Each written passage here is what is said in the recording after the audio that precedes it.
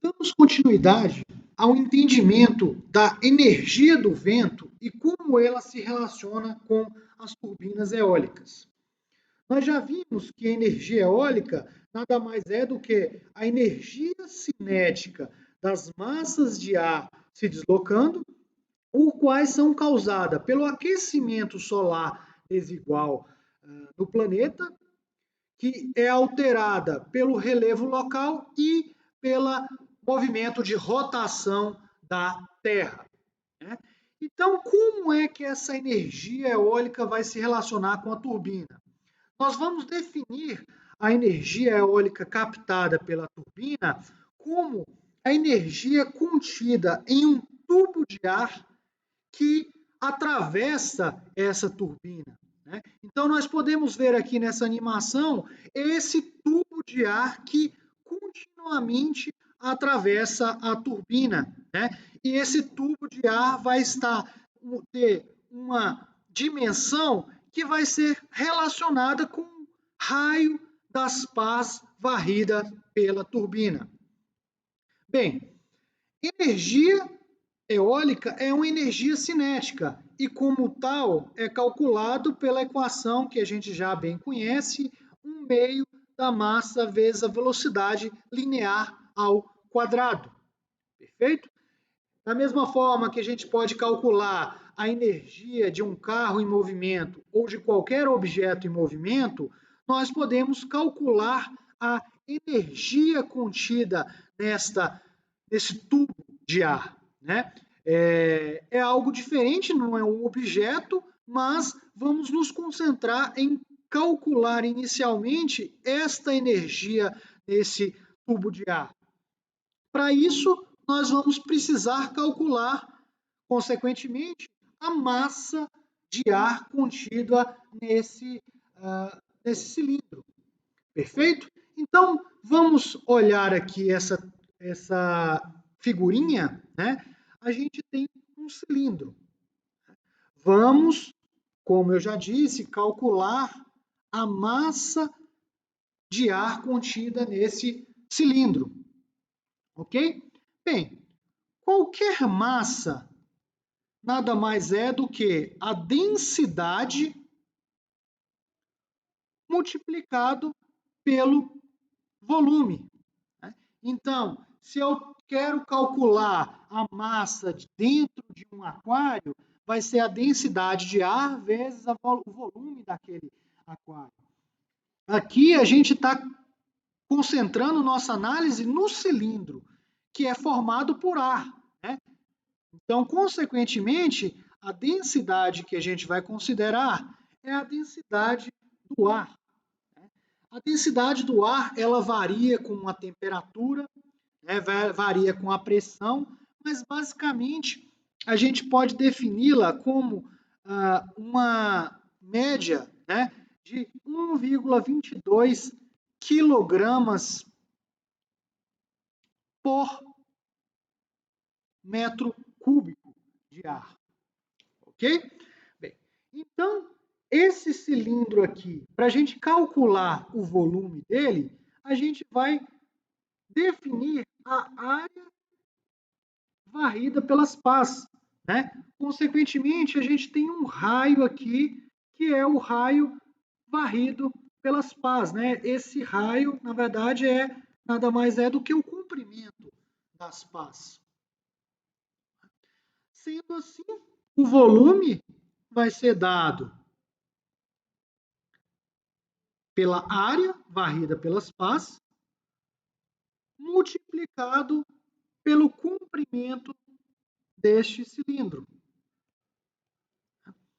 E lembre-se que a área aqui vai ser π vezes o raio varrido pelas pás ao quadrado, e assim o volume é definido por essa equação. Perfeito? Bem, claramente, este volume, né, este cilindro, ele está atravessando continuamente a turbina com a velocidade dada pela velocidade do vento. Então, Então, a gente pode usar o seguinte artifício para fazer o nosso cálculo. Okay? A gente vai definir o volume, a taxa de volume que está atravessando a turbina, como sendo a derivada do volume no tempo, né? Então, aqui a gente está calculando nada mais do que a taxa que esse cilindro, que essa massa de ar está atravessando a turbina. Consequentemente, vai ser a derivada da área vezes o comprimento no tempo. Ora, se o raio da minha turbina é constante, a gente pode tirar a área para fora da derivada. E aí resultaria a área dl dt. Bem, o que vem a ser dl dt? É a derivada deste comprimento. Ora, a derivada de um comprimento nada mais é do que a velocidade linear. E nesse caso, a velocidade linear é a própria velocidade do vento. Então, a derivada do volume no tempo é a área multiplicado pela velocidade do vento. Até então, eu não consigo diretamente calcular o que eu estou querendo. Né? Lembrem-se que a gente começou com energia, é um meio da massa, né? Então, eu vou colocar ρ vezes o volume vezes a velocidade ao quadrado, né? A velocidade do vento. Perfeito? Só que aqui eu tenho uma taxa de volume ainda. Eu não tenho volume propriamente dito. Só que se a gente lembrar que potência na verdade, desculpa, energia é a integral da potência no tempo. Ou seja, de um instante t0 a um instante t1, se eu integro a minha potência, eu vou ter a minha energia. Consequentemente, né, é sabido que a derivada da energia no tempo é a potência. Vamos derivar esta equação aqui no tempo? Então, eu teria dE de dt, eu tenho que derivar os dois lados, é a derivada de 1/2 de ρ vezes o volume vezes a velocidade ao quadrado no tempo. Ora, se considerarmos que a minha densidade do ar é constante, né? A densidade do ar ela varia, mas por uma temperatura e uma pressão constante, que é o que a gente vai considerar, ela é constante, certo? E o meu volume e a minha velocidade do vento também vamos considerar constante para o intervalo de tempo que a gente está considerando, ou seja, entre T0 e T1, um instante de tempo curto, certo? Então, sendo assim, a derivada da energia é a minha potência, saio para fora com 1/2 de ρ, saio para fora com minha velocidade considerada constante, vai ficar a derivada do volume no tempo. Já calculamos a derivada da minha volume no tempo como sendo área vezes a velocidade. Fazendo a minha substituição aqui, potência é 1/2 de ρ vezes a área vezes a velocidade do vento ao quadrado, vezes a velocidade que está vindo daqui, eu tenho uma velocidade do vento ao cubo. Então, assim a gente define a chamada potência eólica. Voltando ao nosso slide aqui, nós podemos ver que a energia do vento, ela varia com o quadrado da velocidade, enquanto a minha potência varia com o cubo da minha velocidade de vento. E assim, analisando esse gráfico aqui, né, um gráfico hipotético, observem que para uma velocidade de vento de 8 metros por segundo, eu tenho um valor de potência, vou chamar aqui de potência 1. Se eu dobro esse valor de velocidade, se eu vou de 8 metros por segundo para 16 metros por segundo, o meu valor de potência, que seria esse valor P2 aqui, ele vai ser o quê? Se é o quadrado, se eu dobro, a minha energia vai estar multiplicado pelo cubo. Então, a potência eólica, ela cresce com o cubo da velocidade do vento. O que significa que quanto maiores as velocidades de vento, muito maior vai ser a potência, a energia que eu vou poder extrair através da minha turbina eólica. Claramente, né, nesta equação, nós vemos a dependência da velocidade de vento, da densidade do ar, que é constante, e da área. A área, como a gente já viu, πr ao quadrado. Sendo assim, a potência que nós podemos extrair através de uma turbina, ela é proporcional ao quadrado do raio, né, ou proporcional à área. O que significa o seguinte: quanto maior o raio da turbina, maior é a potência dessa turbina.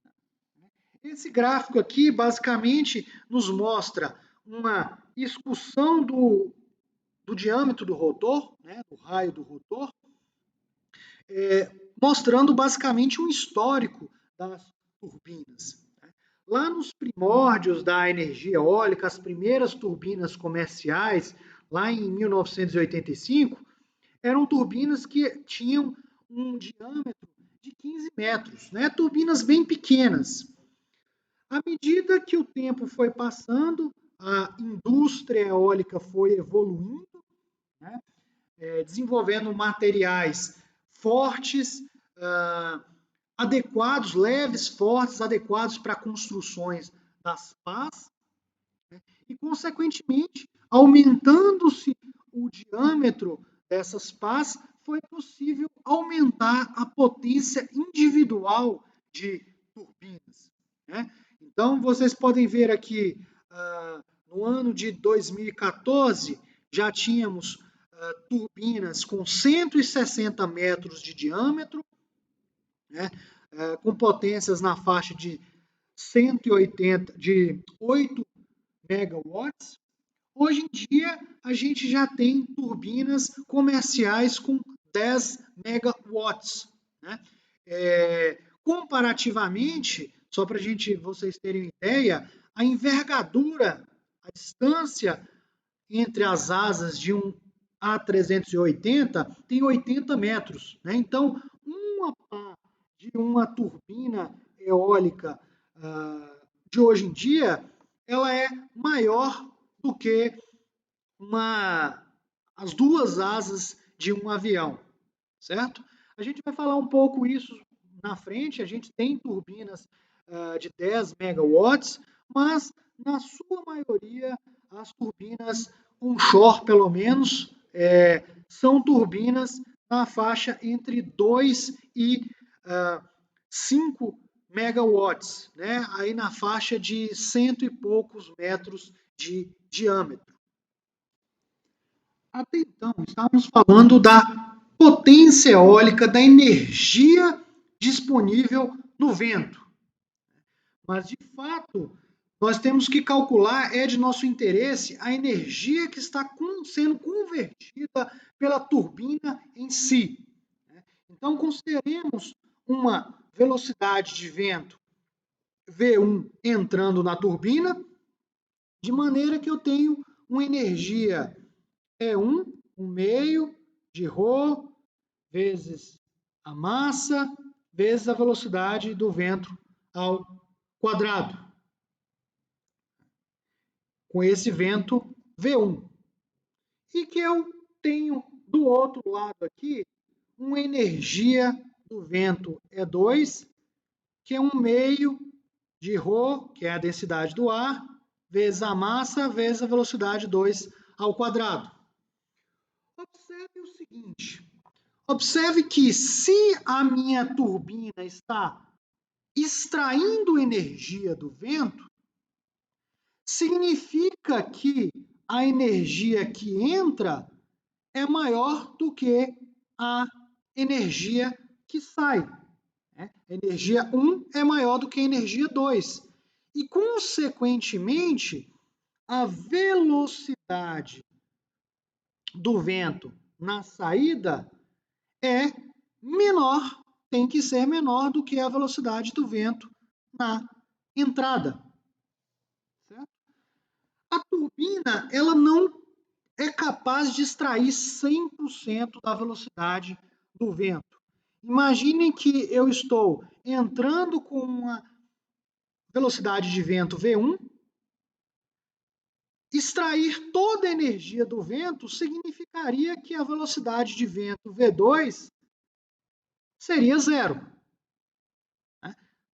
Entro com a energia E1 e depois do outro lado eu não teria nenhuma energia. Tudo estaria sendo convertido pela turbina. Isso é fisicamente impossível, né? O vento nada mais são do que partículas de ar que vão se atravessar a turbina. Se do outro lado da turbina eu tenho zero de velocidade, significaria que essas partículas elas estariam paradas aqui, bloqueando o fluxo de mais partículas se deslocando aqui. Então, é fisicamente impossível extrair 100% da energia do vento, certo? Assim sendo, vamos tentar calcular qual seria essa energia convertida pela turbina, ok?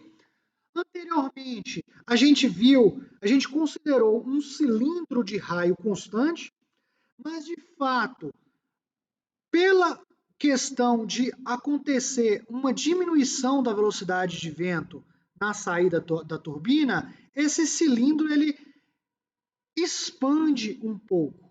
Né? A diminuição da velocidade de vento faz com que as partículas vão se deslocar mais lentamente, fazendo com que abra um pouco aqui esse cilindro. Né? Isso não é tão relevante, mas a gente precisa saber qual é a relação entre a velocidade de vento que entra e a velocidade de vento que sai, sabendo que nunca pode ser zero. Então, vamos definir um vento médio, que seria o vento que está exatamente cruzando a turbina. Definimos ele como sendo a média aritmética básica entre o vento de entrada, V1, e o vento de saída, V2. V1 mais V2 dividido por 2. Esse é o vento médio que está atravessando a minha turbina. Perfeito?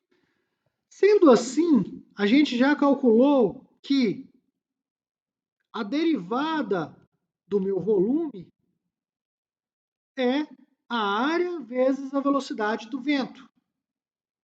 Consequentemente, a derivada da massa de ar que atravessa essa turbina é a densidade do ar multiplicado pela área multiplicado pelo volume, onde a área, consequentemente, né, é πr ao quadrado. Sendo assim, a massa de ar atravessando a turbina por unidade de tempo, ou seja, a derivada de massa no tempo, é ρ vezes a área vezes a velocidade de vento. A gente está considerando uma velocidade média.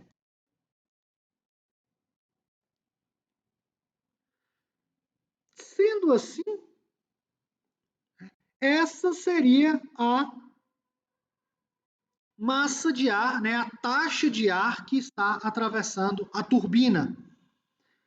Ora, a potência extraída pela turbina é a potência que entra, ou a energia que entra, menos a energia que sai, ou a potência que sai, P1 menos P2. Então, nós podemos escrever essa potência como sendo um meio da taxa de variação de massa vezes a velocidade que entra menos a velocidade que sai ao quadrado. Fazendo a substituição da equação anterior na equação atual e abrindo os termos, vamos chegar a essa relação aqui. Potência, né? Lembrando que essa é a potência extraída pelo vento, que é a potência extraída do vento, a potência que é extraída pela turbina é a potência de entrada menos a potência de saída. Então, ela vai ser 1/4 da densidade do ar vezes a área varrida pela turbina, V1 mais V2, né, que vem aqui desse vento médio, vezes V1 ao quadrado menos V2 ao quadrado. No caso em que eu não tenho turbina, né, ou seja, nenhuma potência está sendo extraída do vento, eu vou chamar essa potência de uma potência P0. Na verdade, é a própria potência P1 aqui, né? 1/2 de ρ vezes a velocidade que entra ao cubo. Se eu pego a equação anterior, a potência da turbina, e divido pela essa potência de entrada do vento, né? Ou seja, potência da turbina dividido pela potência de entrada, isso nada mais é do que uma eficiência. Reajustando os termos, né, uma matemática básica, não fiz nada demais aqui, simplesmente dividi essa equação pela anterior e reajustei os termos, vou chegar a essa razão, né? Que fique claro que essa razão nada mais é do que a eficiência da turbina. Ela depende da razão V2 sobre V1, ou seja, o vento que sai sobre o vento que entra. Vamos fazer a seguinte análise, né? Vocês observam que sumiu aqui a área, sumiu aqui o ρ, só ficou o V2 sobre V1, né? Mostrando que basicamente a eficiência da turbina só depende do vento que entra e do vento que sai. Se nós variarmos esta razão aqui, V2 sobre 1, de um valor muito pequenininho, de 0 a 1, significa o quê? 0 é impossível, mas próximo de 0 eu vou ter quase toda energia, todo o vento energia sendo convertida, e 1 quando o V2 é igual a V1, né? Ou seja, eu não tenho nenhuma energia convertida. Vamos fazer essa variação do V2 sobre V1 e plotar a eficiência em um gráfico, né? Então, eu fiz aqui, variei o V2 sobre V1 de aproximadamente 0, 0 é impossível, mas aproximadamente 0 até 1, e tracei a curva de eficiência, que é essa curva vermelha. Vocês podem observar que essa curva, ela começa em um certo valor, atinge um pico e depois cai para zero. Zero por quê? Quando eu tenho V2 igual a V1, eu vou ter, basicamente, zero de energia sendo extraída pelo vento. Esse pico aqui é quando a razão é um pouco mais aqui de 0,3, e, na verdade, não é essa razão de vento que nos importa muito, mas este valor de pico. Esse valor de pico aqui é um valor igual a 0,59. Independente se eu tenho uma turbina de pequenininha ou eu tenho uma turbina gigante, esta relação aqui, esse gráfico sempre vai existir. Este 0,59 aqui é chamado de coeficiente de Betz. O coeficiente de Betz é a máxima eficiência teórica que uma turbina eólica pode atingir. Isso significa que, na teoria, uma turbina eólica só pode extrair 59% da potência do vento, né? É fisicamente impossível uma turbina extrair mais do que isso, certo? A forma de nós demonstrarmos isso aqui foi muito simplificada, né? Foi a partir de um vento médio, mas o Betz, lá em 1919, ele mostrou através das leis de fluidodinâmica que este é o máximo teórico que pode ser convertido por uma turbina eólica.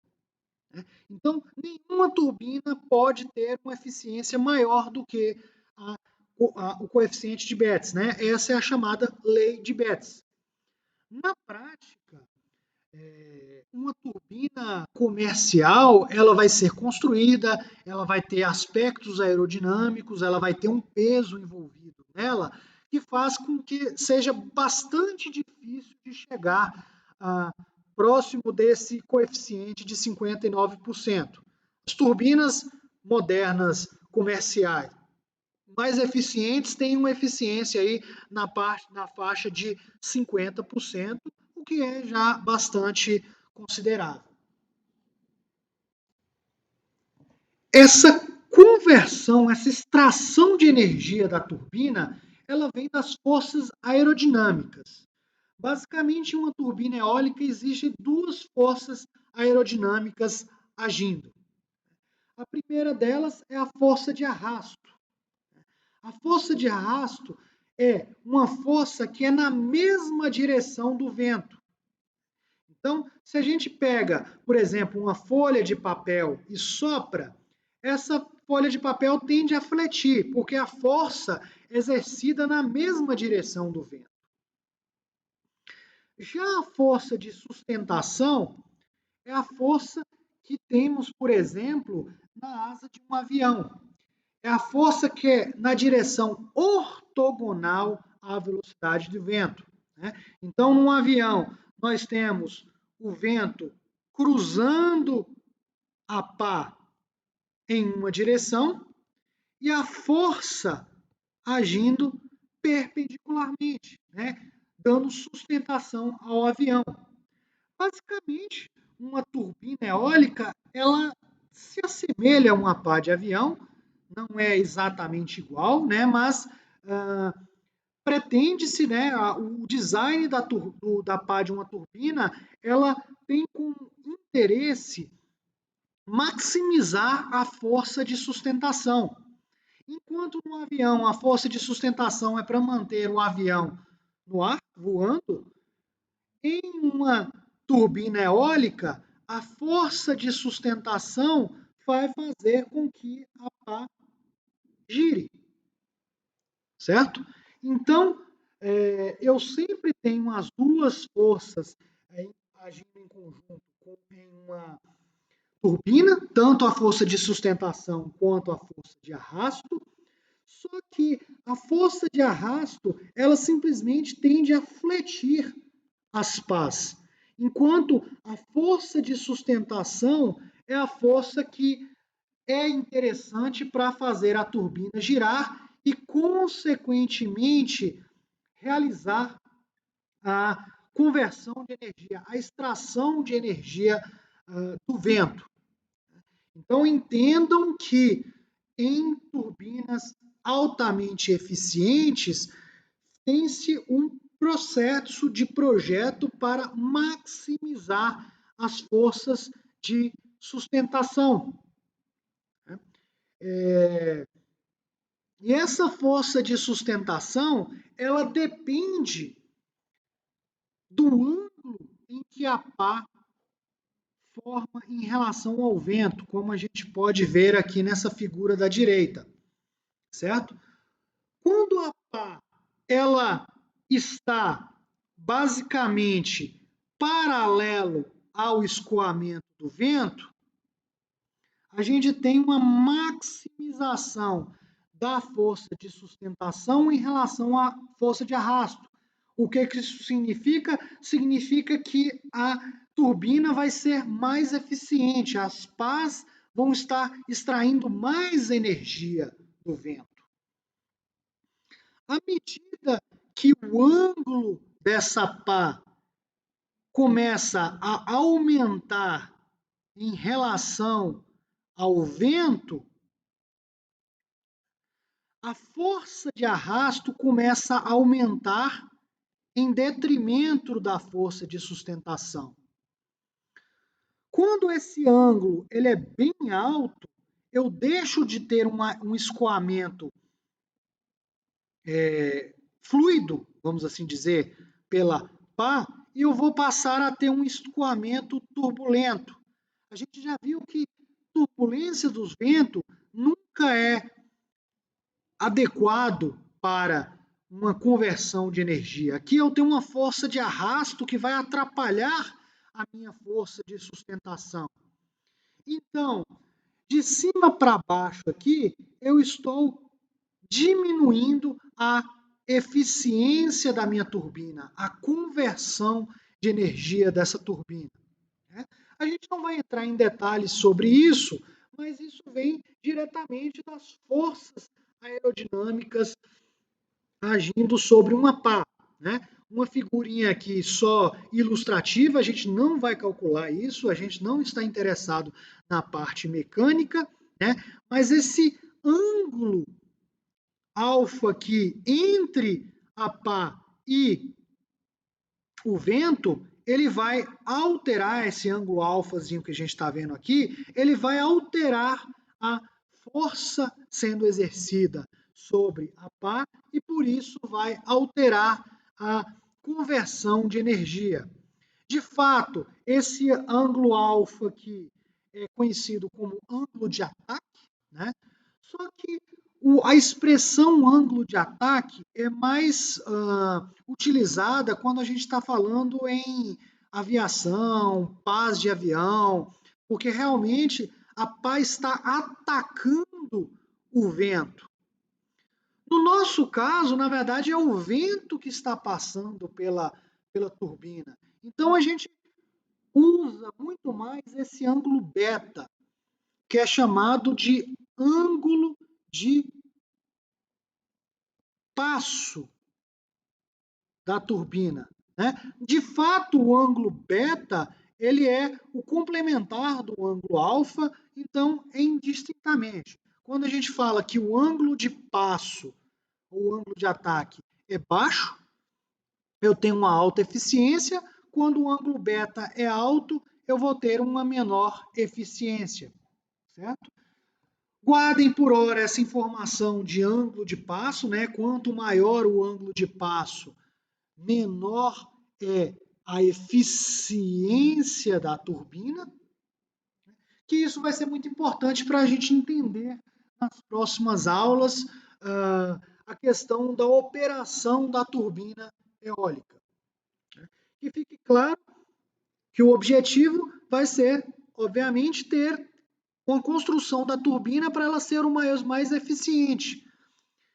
Então vamos, de antemão, falar um pouco sobre a classificação das turbinas. Existem turbinas de pequeno porte, né, que são normalmente aquelas turbinas até 30 kW. Elas são usadas normalmente para geração em localidades isoladas, né, em barco é muito utilizado isso, né? Veleiros, o pessoal quer viaja com um veleiro pelo mundo e quer produzir energia, usam-se essas turbinas de pequeno porte, né? Que aí está até os 30 kW.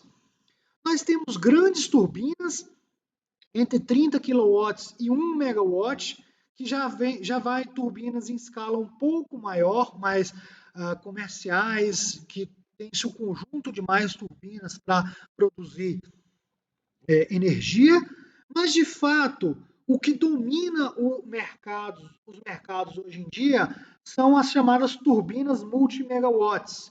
Como o próprio nome já diz, são turbinas acima de 1 megawatt, né? E no Brasil, por exemplo, a gente tem a dominância de turbinas na faixa entre 2 e 4 megawatts, que são as turbinas utilizadas em usinas eólicas, né? Quanto ao eixo de rotação, existem as turbinas mais comuns, que são as turbinas de eixo horizontal, né? São essas que a gente tem a visão, né? Que são as turbinas que, basicamente, eu tenho o vento incidindo sobre a pá, né? O eixo é um eixo horizontal e eu tenho, né, na direção perpendicular o giro da minha turbina. Mas não são só os únicos tipos de turbina. Existem também as turbinas de eixo vertical. Como o próprio nome já diz, o eixo ele fica na vertical e a turbina gira perpendicularmente a esse eixo. Perfeito? As turbinas de eixo horizontal são as que mais dominam os mercados, né? Principalmente em grandes usinas, elas são as mais utilizadas por serem as mais eficientes, né? Serem mais fáceis de construir. As turbinas de eixo vertical, elas existem também, mas mais no âmbito de pequenas turbinas, né? Elas têm algumas vantagens, por exemplo, que ela gera energia, ela gira, na verdade, independentemente da direção do vento que está incidindo sobre ela, né? Então, se o vento está incidindo de frente, de costas, de qualquer lado, a turbina vai girar. Sendo que na turbina de eixo horizontal é sempre necessário um sistema para posicionar a turbina de frente para o vento. Existem dispositivos normalmente ativos para fazer esse posicionamento da turbina em relação ao vento, mas é necessário que ativamente, né, se posicione a turbina de frente para o vento. Na turbina de eixo vertical, isso sempre está acontecendo naturalmente. A turbina vai incidir em qualquer direção. A desvantagem, grande desvantagem das turbinas de eixo vertical, principalmente para sistemas de grande porte, é que elas possuem uma frenagem mais complicada, né? Os esforços mecânicos são muito mais altos. E por isso, tem-se a dominância nos mercados da turbina de eixo horizontal. Quanto ao número de pás, eu posso ter mesmo turbinas com uma pá, duas pás, três pás, multipás. Em sistemas de grande potência, turbinas multi-megawatts, dominam-se as turbinas de três pás, certo? E em sistemas de pequeno porte, a gente pode achar turbinas multipás. Mas, realmente, em sistemas de grande porte, ao longo dos anos, demonstrou-se que o custo-benefício de três pás é o melhor de todos. Né? Em um sistema de duas pás, eu tenho a força agindo em duas pás. Eu tenho uma distribuição de força mais desigual do que em uma turbina de três pás, em que eu tenho aqui um equacionamento, uma distribuição mais uniforme dessas forças. Né? Em um sistema de monóptero, a gente vê que é realmente uma distribuição de força em cima de uma pá, eu tenho um desequilíbrio de inércia à medida que essa turbina gira, então ela é realmente praticamente não utilizada.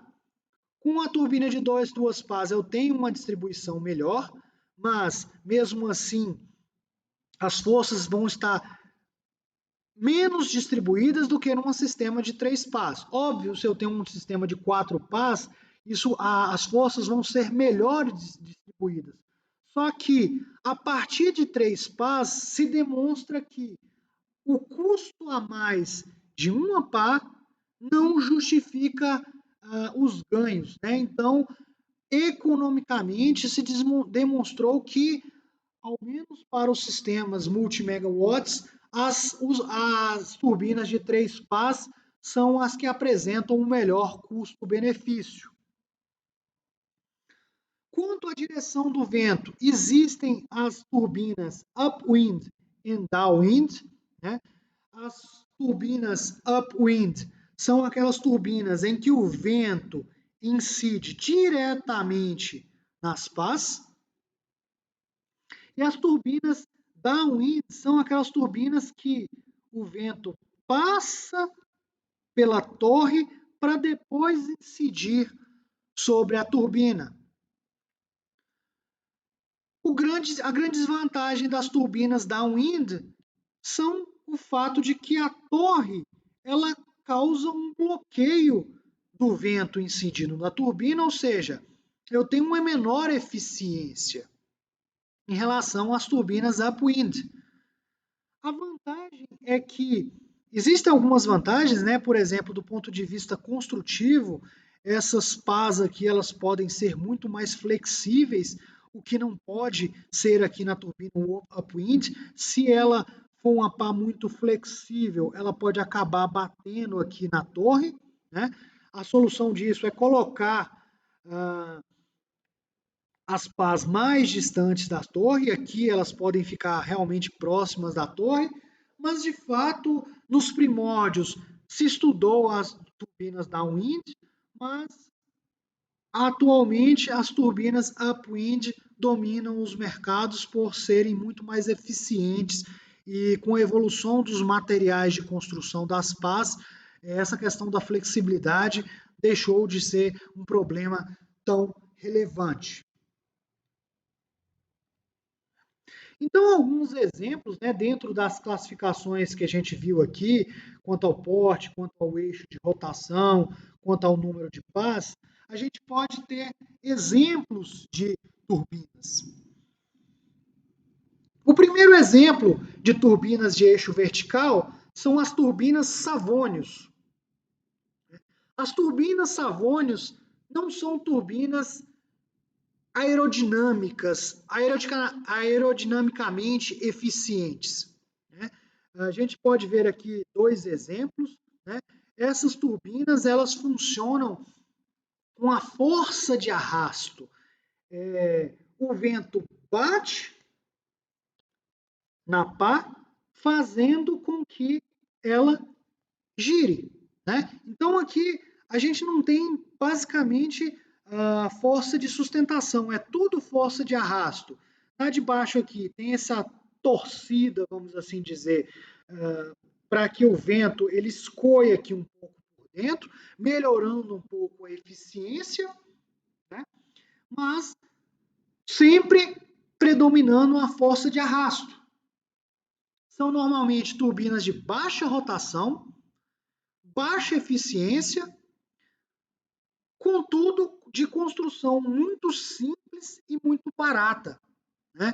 Assim sendo, é uma turbina interessante para aplicações mecânicas, né? Aquelas aplicações que não geram energia, por exemplo, o bombeamento de água, e para aplicações de geração de pequeno porte, né? Uma aplicação isolada, uma aplicação em um barco, como eu comentei com vocês.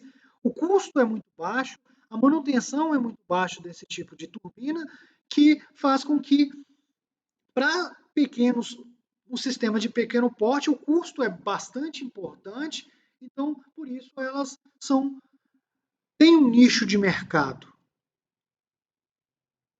Ainda nas turbinas de eixo vertical, a gente tem a turbina Darrier.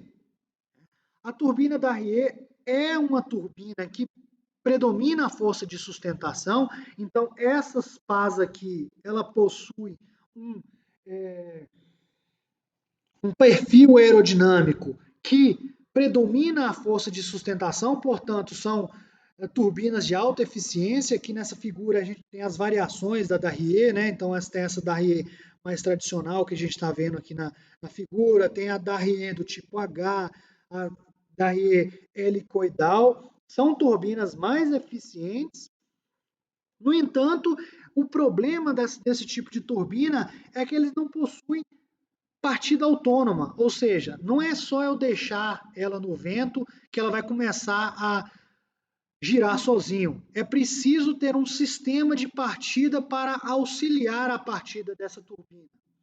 Como eu já disse, a vantagem é que o vento pode estar incidindo de qualquer direção que ela vai girar normalmente, depois que ela começa a girar.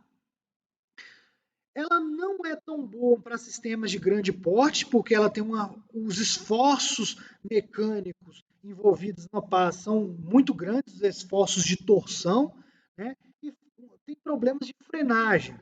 Então, são turbinas que também estão mais no nicho de pequenas turbinas eólicas, sistemas de pequeno porte.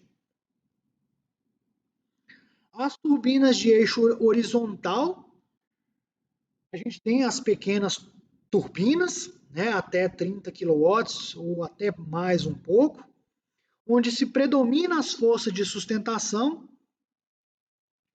Existem sistemas com múltiplas pás, alta eficiência, altas rotações, né, e são um tipo de sistemas que tem crescido no mundo.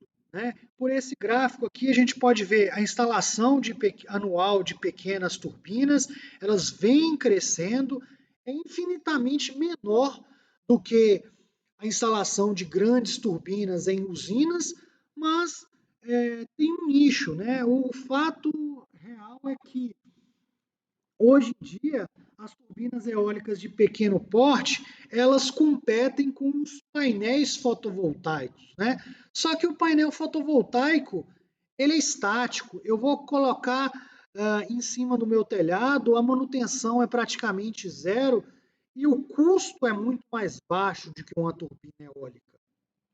A turbina eólica tem partes móveis, precisa ser de manutenção mais constante, o custo dela relativo em relação aos sistemas fotovoltaicos é maior. Né? Existem sim mercado para isso, né? Só que realmente a competição com os sistemas fotovoltaicos tem sido não tão adequados, então esse tipo de turbina ele é utilizado realmente em lugares que o vento é muito produtivo, né? Então em beira de praias, em localidades ou aplicações bastante específicas, né? Então, no âmbito de pequenas turbinas, existe uma variedade maior de tecnologias, né? Então, esse gráfico aqui, que é um gráfico de 2011, mas reflete ainda hoje o mercado, né? 74% do mercado são de turbinas de eixo horizontal, eu tenho 18% de turbinas de eixo vertical, né, como esse a Darrier, turbinas multipass. O mercado é bastante rico, existem diversos fabricantes, aqui no Brasil mesmo a gente tem alguns fabricantes brasileiros de turbinas eólicas de pequeno porte. Mas, repetindo mais uma vez, o mercado é dominado pelas turbinas multimegawatts, que normalmente são turbinas de eixo horizontal de 3 pás, turbinas altamente eficientes, né, onde predomina-se a força de sustentação.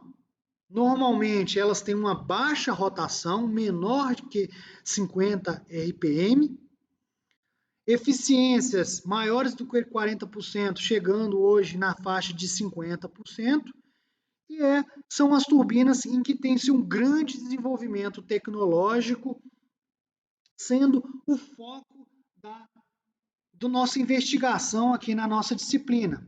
De fato, as características de uma turbina multimegawatt em relação à turbina de pequeno porte, pelo menos essas turbinas de eixo horizontal mais tradicional, não é tão diferente, né? Mas como o mercado está mais dominado pelas turbinas de grande porte, é nesse nicho que nós vamos investigar, né? E essas turbinas de grande porte, elas são empregadas ou em usinas onshore, ou seja, turbinas localizadas em terra, e cresce muito hoje em dia a aplicação em turbinas offshore, as turbinas que vão ser implantadas no mar, principalmente na Europa, em que há escassez de terra para instalação de turbinas, há uma questão de que no mar o vento é muito mais constante, muito mais forte, né? Então, tem crescido muito as turbinas offshore. E as turbinas offshore, elas normalmente, pelo vento, as características de vento no mar e a questão econômica fazem com que essas turbinas offshore sejam turbinas com altíssimas potências comparadas a onshore. Onshore, faixa de 2 a 5 megawatts. Offshore, a gente tem turbinas aí chegando à faixa de 10 megawatts e mesmo turbinas surgindo aí no mercado de 12 megawatts ou mais. Para concluir nosso estudo, né, eu recomendo fortemente esse site aí, que é o Guided Tour on Wind Energy. É um site dinamarquês, que é até bem antigo esse site aí, mas tem todas as informações básicas em relação à energia do vento, os tipos de turbina, num texto bastante didático, né? Então, para complementação do nosso estudo dessa videoaula e mesmo da próxima, aconselho fortemente vocês acessarem esse site. Até mais!